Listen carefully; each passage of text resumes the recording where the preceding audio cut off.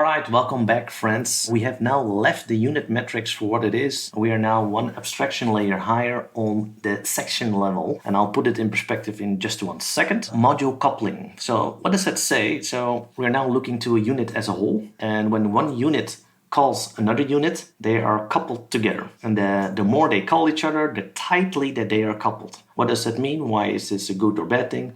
Typically, this is not what you want, because when you then change this unit, you also need to change the other unit. When you change and test this unit, you also need to change this unit. And it's fine and good when you just have 2 units, but when you have 100 units, then, my friend, you have a spaghetti-like system. And I'll show you an example of that in just a bit. So it's very, very important that you measure how often, so I'll show you the metric directly, and you measure how often the unit is called. So when this unit is called 2 times, so 1 and 2, this is what we call fan in. This unit on itself can also call other units. So when it calls other units, that's what we call fan out. Now, so the difference is if it's called, it's fan in. If it calls another unit, it's fan out.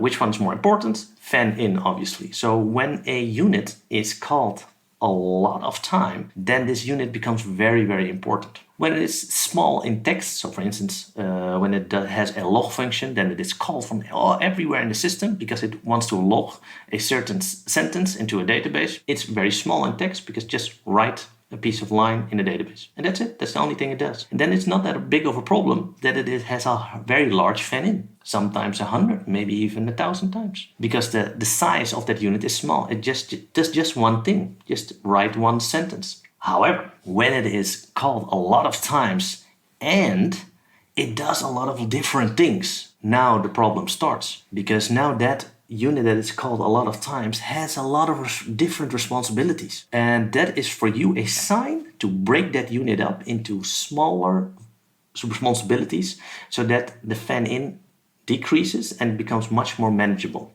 Now, on the onset, no developer creates intertwined code intentionally. It grows organically, and that's why you need to measure it, because when you measure it, you are on top of that. You can say, hey, okay, why do we need this large of a fan in for this unit? And make conscious choices. Intertwined code obviously is harder to test, and it's harder to change, and it's more error prone. Now, I often heard this term, God clauses. When something is so large and has so high of a fan in, developers just don't dare to touch it anymore. And that's a very, very large problem when developers leave a piece of code alone and just try to work around it, right? And without touching it. That is not agile, obviously, but you don't see this, right? So you as a manager, you don't know this when you don't measure it. So therefore, it's very good to have this insight. And at some point, you can also choose to not adjust a piece of code because it's so complex and you don't have the knowledge and you don't have the testing. That's fine and good as long as you know it. And as long as you demarcate it and say, okay, this is a piece of code we don't want it because of this,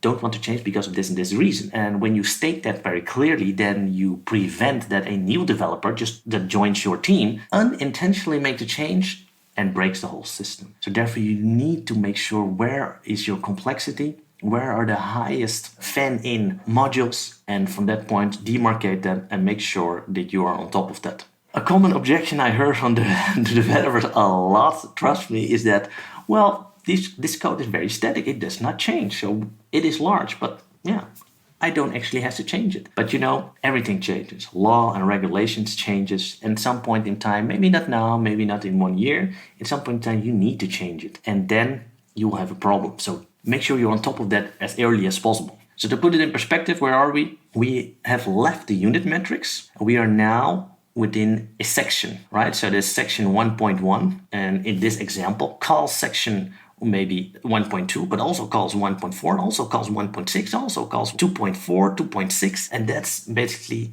the fan out, right? Because it calls other. And let's say, just for example's sake, that this section 3.1 has a lot of calls from every other section. And now it becomes very difficult to change this section, but there's so many other sections dependent on that. So now you have this, let's say, module coupling, this technical term in perspective of a Word document. All right, up to an example in Excel. So what you see here is the module coupling for cell D5. So D5, you can see exactly it is 2 dependents. You have C5, C5, 5, and you have C2, C2, and these two cells basically point to this D5. So there's a fan in of 2, easy enough, right? There's a fan out of that same cell, D5, and this arrow goes to D13. So fan in of 2, fan out of 1. Easy. In Excel, there's an easy way of doing that. Now this is easily understandable, and from this point on it becomes easy to refactor it if you want to do it, because it's still manageable. However, check this out. Now this is a system in practice. Now each blue, if you can even see it, blue box is a module, and they have a lot of dependencies on each other. I've called it hopeless because whenever you change one, you have to test the entire system. And this, my friend, is when you have the feeling as a manager that whenever I make a change to it, whenever I ask my developer to make a change, he always says how difficult it is to change it. And this is often what lies underneath it. And you have this idea in your stomach that it is difficult, but you don't really put the finger on it. This is typically the problem. This is typically the problem why it is so difficult to make changes to legacy systems, and systems that grow and unconsciously without software quality in mind. And it will hurt you in production with errors. It will slow your time to market. It will also decrease developer morale. You will have a lot of more churn. So it's very important that you keep this in mind and make sure that you measure it. All right. I hope this gave you a lot of, let's say, perspective and mindfulness in the sense that, okay, so this is something that you actually need to measure. Software quality does matter, my friends. All right. And so whenever you hear someone say that, okay, well, it does not change anymore, this is set in stone, then know that everything changes. It doesn't mean that when you cannot oversee the change in your view, that doesn't mean it does not going to change over time, right? Maybe it changes 5 years from now, but it will change. And if it changes, then you'll be in trouble. So make your software built for change.